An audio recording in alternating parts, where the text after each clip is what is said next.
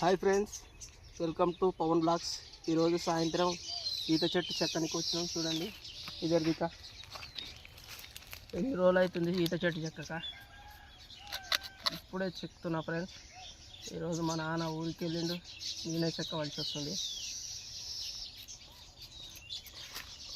2 రోజులు అవుతుంది ఈత చెట్టు చెక్కక.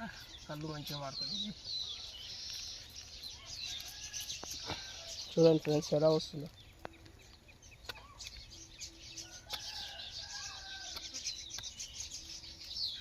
ఇలా తీసుకోవాలి ఫ్రెండ్స్ సన్నగా, అప్పుడైతే కళ్ళు మంచిగా వస్తుంది. వంక పట్టింది నిన్న వానకు మొత్తం. చూడండి ఫ్రెండ్స్ ఎలా తీస్తున్నాను.